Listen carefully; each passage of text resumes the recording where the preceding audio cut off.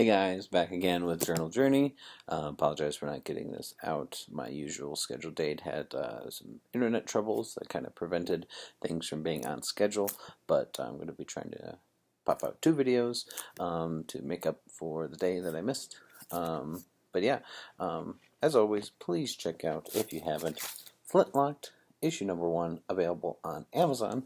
You can search it there to find it in Kindle or paperback form. But jumping into writing prompt number 42, which is, do you think world peace is an illusion?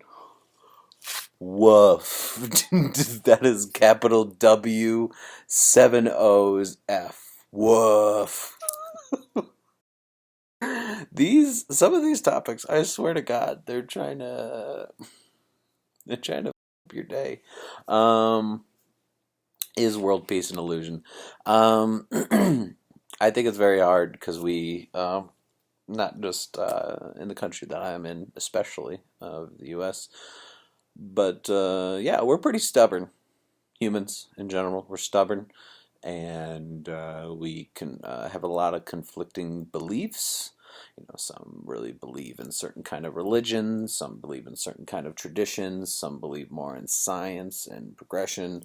Like there's just so many conflicting views that it's just going to cause, conflicting views cause conflict. That's why they conflict. Um, and I think the um, greed is too strong. People want, whether it's more land or better trading things or whatever the thing is, what causes wars. Um, and I just like, the weird thing is, I think about, because I just recently read by Alan Moore and Dave Gibbons, the original graphic novel, which I only just recently read, which I highly recommend both that and the HBO series. But that's another discussion. I loved the way in which Ozymandias' character believes is the only way to have world peace. Now, obviously, this took place during the Cold War, where tensions were really high between the U.S. and Russia, in the 80s and such. And I kind of agree that I feel like the only way that we could have peace or unite in some way is a common enemy, because it feels like everyone always has to have an enemy. Everyone always has to have someone that they hate on, whether it's different political parties. People like to hate on, how people look or whatever, and it's sad because we don't need that. But look at some of the happiest shows. Okay, Parks and Rec. Parks and Recreation is one of those shows that is beloved because it just brings joy to so many people, but everyone is mean to Jerry. Jerry, Terry, Larry, everyone is mean to him throughout the course of that show. Even though Leslie Knope and so many of those characters give us laughter, make us sad, bring us joy, all these things. Even the nicest of people are also mean, and I love that show also did the juxtaposition of, he has a beautiful wife and beautiful happy family that loves him so much, and apparently he has a huge penis. They just really trying to make up for all the mean stuff that happens to his character around the other main characters, but his side life is great. So I think that's, we love to have an enemy, and we need an enemy of some sort. So whether that's like aliens or something that we're against, I think that's the only way that we'll be united. It doesn't even mean that that'll be peace, but that's the only way that we won't conflict with each other, is we have to have something to conflict against, which is just, it's fucked up, but look at the history, look at the research, on that. It's just how it is. If you're not a Parks and Rec fan, look at The Office. Pretty funny show, beloved by a lot of people in my generation. They hate on Toby. Brooklyn Nine-Nine, they kind of make fun of Scully and Hitchcock. It's like there's always butts of the jokes.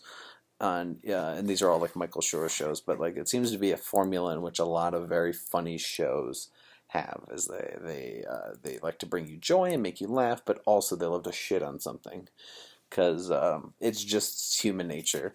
So I do think it's kind of an illusion, and honestly, I think the only way, because I mean, we do have some common enemies, such as global warming. That's the big enemy of humans. And we're still not like uniting against, because it's not like a thing, it's not physical, even though it's affecting things physically, but there's still people who deny that it even is a thing. They deny science.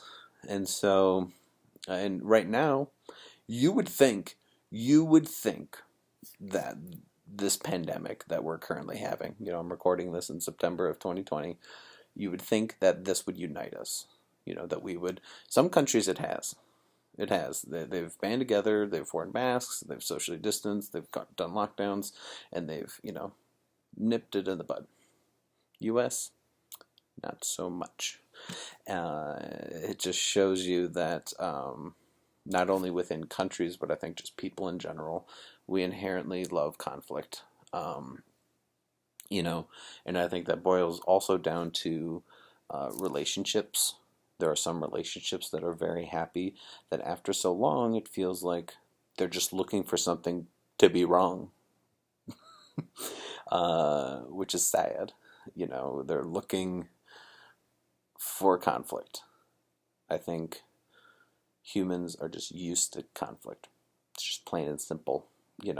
I mean, even think of the cave people. We had to hunt in order to eat and survive. We had to hunt for safety. So it's just in our genes, and it is for all animals, not just like mammals and humans, but it just, so world peace, I personally think is an illusion, and that makes me sound just very negative, but like, I would love to be proved wrong. Absolutely love it. World peace would be great, but it just seems like a distant illusion at this time. But what do you guys think? Do you have a less negative view on that? Comment below. Let me know. This is writing prompt number 42.